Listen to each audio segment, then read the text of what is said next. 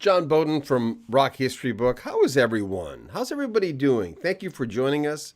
It's another piece of interesting history in rock and roll. We strive to get the little pieces where those pieces add up to something that ends up being big, or a trend, or something that is an old wives' tale, or something that becomes just and in this case, with this particular gentleman, people have, and sometimes given him more credit than he deserved. But for the most part, when I go back to listen to the first two, and you've guessed it, Pink Floyd albums, I see greatness, especially with the first one, where Syd Barrett was a big part of that. He was born Roger Keith Syd Barrett. He died on January 7th, 2016, but he was born January 6, 1946. He co-founded Pink Floyd in 65 along with Roger Waters on bass, Richard Wright on keys, and Nick Mason, who was, of course, their drummer. He was the face of Floyd in the beginning as a lead singer, guitarist, and chief songwriter, but he was the only musician. He was only really a musician, and he was a painter, remember, in the beginning, for 10 years of his life, and that was including Pink Floyd and his solo stuff. The first two Pink Floyd singles were hits written by Barrett, Arnold Layne, and C. Emily Play, which in some ways sound very dated today, but in other ways they kind of stand up. I was just listening to them going, yeah, I like the stuff. In 67, they recorded the first album. The main influence on the album was, of course, the main man, Syd Barrett. He basically was a chief songwriter, and the album is called The Piper at the Gates of Dawn. 67, the main songwriter, of course, like I said, was A Man in Question. It was released August 5th, 1967. Remember, that was the summer of love. It was recorded at Abbey Road Studios around the same time the Beatles recorded Sgt. Pepper's. Interesting, isn't it, considering that first Floyd album is known as one of the quintessential psychedelic albums. Pink Floyd were in Abbey Road February to May of 67. The Beatles were recording Sgt. Pepper's from December 6th, 1966 to April 21st, 1967. And by the way, Paul McCartney really liked the debut from Pink Floyd, quite a bit, as a matter of fact. Now, even recording the debut, Syd Barrett was starting to rely heavily on LSD. And with the first album, known as the psychedelic album, it's interesting that he was really into psychedelics. And by the way, Pink Floyd had a really small record deal, 5,000 pounds at the time, over 5 years, which was known as not a lot and no free studio time. Crazy, huh? In 1999, Rolling Stone magazine gave their debut album a 4.5 stars out of 5, calling it a golden achievement of Syd Barrett. And indeed, I do believe it was. 68, A Saucer Full of Secrets was released with a 5-piece Pink Floyd. David Gilmour was brought in because Syd was going downhill pretty fast. All members contributed to the songs this time, as opposed to Syd Barrett being the main songwriter and the main guy, the main singer on the first one, mainly because he really couldn't pull it off. Set the Controls for the Heart of the Sun was written by Roger Waters. And by the way, it's the only song on the second album that features all 5 members of Pink Floyd. Jugman Blues is the only tune with the original 4 Pink Floyd members on the second album that feature Syd Barrett. It's all they really could come up with, unfortunately. It shows a real decline in what he was going through. In late 67, the band were kind of sick of him. That's how it all started when they brought in David Gilmour. At times he would turn his back to the stage or basically come on and off the stage. And they said once he was, a joyful guy, a friendly, extroverted guy, but then he became depressed, withdrawn. He was experiencing hallucinations, weird speech, memory lapses, and weird, intense memory moods. That would have been crazy to work with. One of the striking features was the dead eyes, which you see on the banner which were created, that dead eye stare.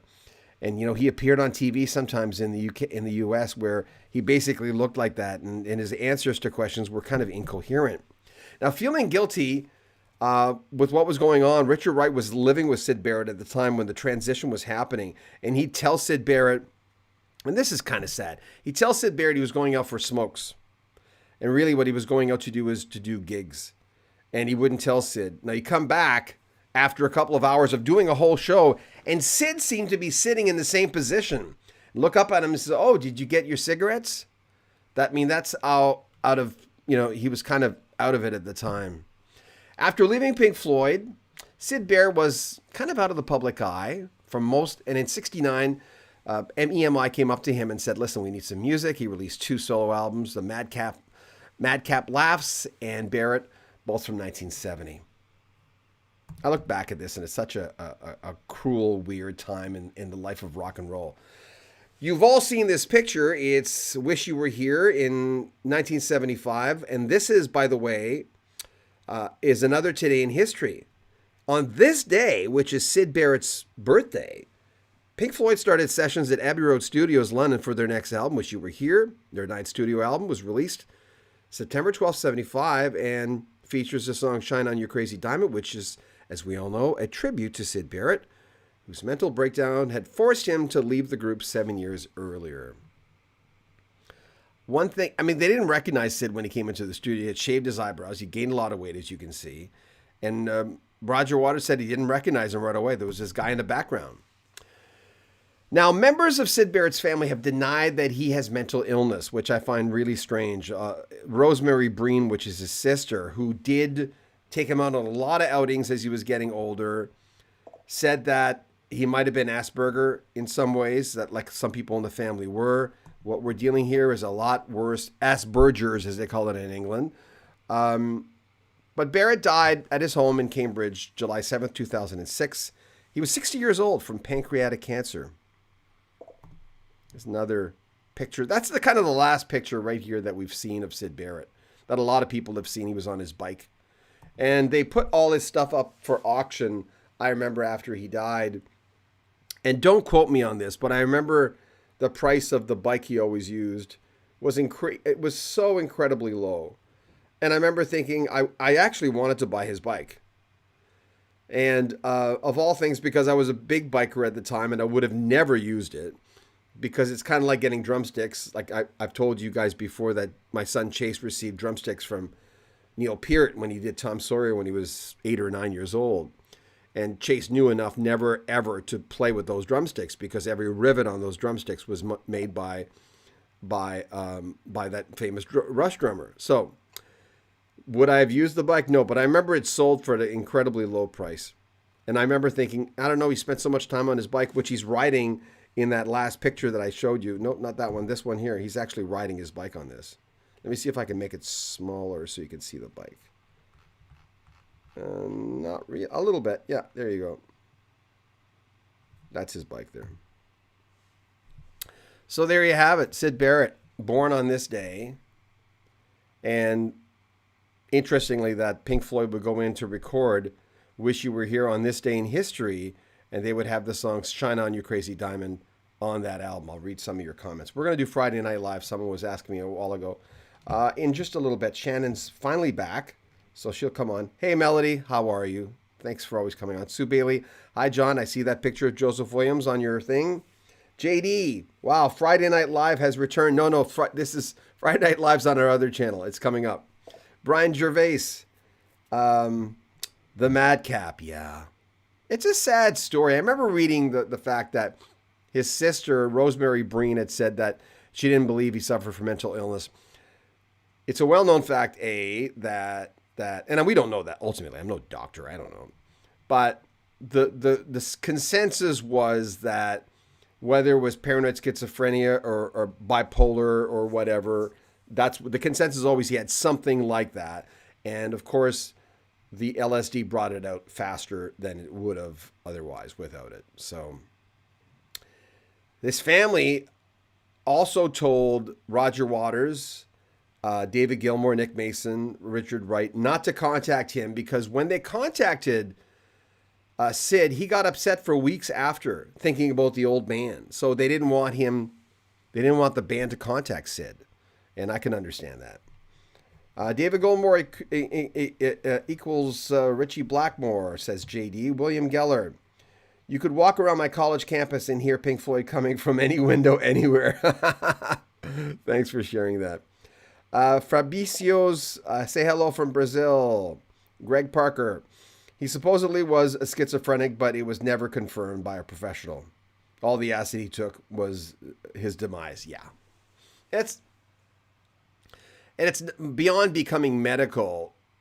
that kind of behavior, I mean, those dead eyes, there was a reporter or fan, and this story is, if you look it up, it's on there, that tracked him down, that almost got him to talk, but really didn't. And in the end, he didn't really want to talk about the old days. It just upset him. And he was allowed his privacy in that way. So there you have it. More, hey, Kim Trickle, big supporter of the channel. Thank you for coming on. Hi. Lisa Parker, hello from Chicago. Got to get to Chicago. UP tripping, too much LSD. Yeah, sure looks like that. B. Williams, he was one of a kind, a truly unique talent that would never come again. I was so curious. I mean, there's that what if thing. You know, what if your mom never threw away your Hank Aaron rookie cards or your Ken Dryden and hockey rookie cards? Or it's all that thing. What could have happened? Well, it didn't. What if? Well, it didn't. You know, all that stuff. People always wonder what would have happened. When you look, I was just listening to, for probably the 500th time, the debut album, and listening to how it was just quite brilliant. The production was crazy. What would have happened? I don't know. You know, you could drive yourself crazy thinking that. I find it weird that his family would say that probably he had Asperger's. That behavior that he was showing at early age wasn't that. But they tried to reach out to him, you know. Lisa Parker said Sid Barrett's story is just plain sad. Fraser J. Hey, Fraser J. Hi, John. You and Shannon doing Friday Night Live? Later we are. I have an incredibly bad headache right now. I haven't had a tension headache, you know, coming from here. That's why I'm doing this. I'm going to have Shannon to rub my back of my head before we get on there. But thanks, everyone, for coming on. This is a Reader's Digest, of course, version of Sid Barrett. I have a lot of people talking about Sid. I have a few people talking about Sid through the years, about his influence. I'm trying to think if I know someone, if there's someone that I've interviewed that actually knew Sid, probably. Not for a while that I've interviewed that talk about him. So I'm going to get to that, to try to contact people who actually knew him. It makes a difference back in the early days. But you know what they're going to say. I would think most of the stories would be, he was a normal guy, charismatic, kind of fun guy. He was a great leader of the band. Lisa Parker, which is your favorite Pink Floyd album? I love Wish You Were Here. There's just something about Wish You Were Here. The album, they started recording it on Sid Barrett's birthday, on this day in history. Isn't that uncanny? I'll read you the excerpt here that I have. Hold on. This is 1975. Okay, Sid Barrett's birthday today. Pink Floyd started sessions at Abbey Road Studios, which was where they recorded all their first albums.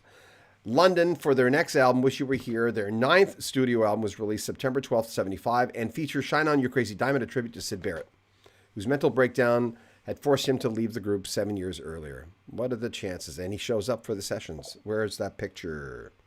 Where I have it? There it is. He showed up for the sessions. There he is on the left, pleasantly popped. And there he is on the right, shaved his eyebrows, gained a lot of weight, shaved a lot of stuff. He was just, and then very different, and there he is. Around that era, by the way, Sid Barrett, and there, one of the last pictures that, let me just blow that up a little bit. One of the last pictures that everyone saw of him when they were, the magazines were writing things about him. And that's one of the pictures. They'd follow him around. They were probably hounding him, and he just wanted to be left alone, which is kind of sad. Jug Band Blues. Yeah, that was the last song that he did with the band, where David Gilmour was not on that song. It was the original members of the band on that song. Grin some more.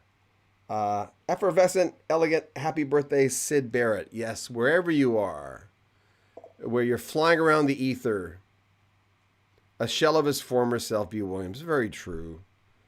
I mean, it's, as I talk to rockers on the channel, and mostly our sister channel is where we talk to rockers, what we get all the time is, oh, I can't do that anymore. I'd be dead now, right? So, and that's what we get. It's a sad thing. Wherever he is, and I believe somehow he's flying around someplace, I hope he's better. Okay, we're going to get ready to do Friday Night Live. I don't even know what the subject is tonight. There might not be. I was going to talk about the new Peter Gabriel song, which, I like it. I don't love it. I'm always expecting something like In Your Eyes, Don't Give Up, or some of the earlier stuff like Shock the Monkey. And he spent a lot of time on this stuff.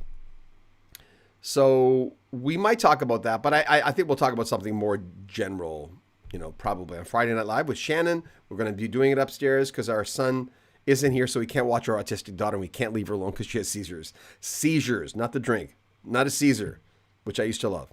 Anyway, John Beaudin, Rock History Music. Thanks for joining us. I appreciate you guys. If you want to support the channel, there are links in the description.